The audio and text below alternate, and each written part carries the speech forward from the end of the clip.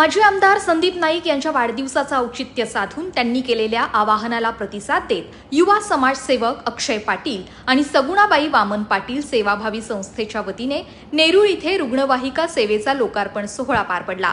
नेरूळ येथील आई गावदेवी मंदिर परिसरात नवी मुंबईच्या महापौर सुजाता पाटील यांच्या हस्ते या विशेष रुग्णवाहिकेचे लोकार्पण करण्यात आले।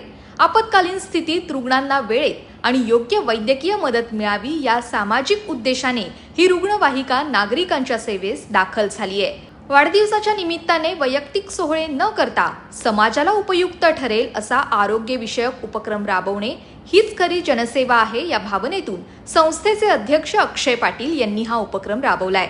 या रुग्णवाहिका सेवेमुळे नेरूळ आणि परिसरातील सर्वसामान्य नागरिकांना मोठा दिलासा मिळालाय। या प्रसंगी माजी महापौर जयवंत सुतार, नगरसेवक गिरीश म्हात्रे, नगरसेविका प्रीती भोपी, नगरसेविका सपना गावडे, समाजसेवक ॲडव्होकेट निरंत पाटील, नेरूळ गावातील ग्रामस्थ आणि पाटील परिवारातील सदस्य हे मोठ्या संख्येने उपस्थित होते। सर्वात प्रथम आमचे लाडके नेतृत्व, युवक नेतृत्व संदीपजी गणेशजी नाईक साहेब माजी आमदार यांना मी वाढदिवसाच्या खूप खूप शुभेच्छा देतो।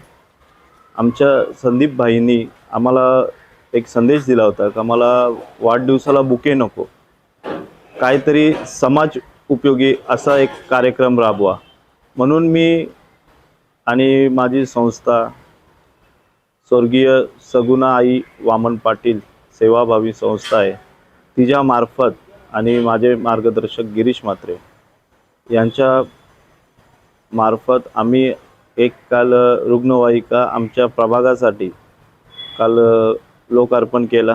या लोकार्पणामध्ये माजी महापौर जयवंती सुतार साहेब आणि आत्ताच्या महापौर सुजाताताई पाटील या आल्या होत्या।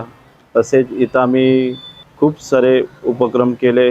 त्यामध्ये काल आम्ही वृक्षरोपण, त्याच्यानंतर सालाबादप्रमाणे मी भाईंचा वाढदिवस असला का सेक्टर 16, सेक्टर 6 आणि सेक्टर 18 असा पाठीमागे एक फुटपाथ आहे, तिथं मी दरवर्षी ब्लिचिंग पावडर टाकून फवारणी करतो, ते देखील काल आम्ही चालू केलं आहे तिथं। त्याच्यानंतर गुरुपौर्णिमेच्या दिवशी आम्ही 250 किलो लाडूंचा प्रसाद हा सेक्टर 18च्या स्वामी मठात वाटला आणि याप्रमाणे आम्ही असं या वर्षी कार्य करून भाईंना या शुभेच्छा दिल्या। काल मंगळवार पण होता, आम्ही कार्यक्रम गावदेवी मंदिराजवळ ठेवला होता, म्हणून काल आम्ही इथं महाआरती केली। त्याच्यानंतर भाविकांना आणि जे कार्यक्रमाला लोक आले होते त्यांना आम्ही महाप्रसादाचं आयोजन केलं होतं। यामध्ये वातावरण आनंदित झालं होतं। Bureau report, Navi Mumbai network.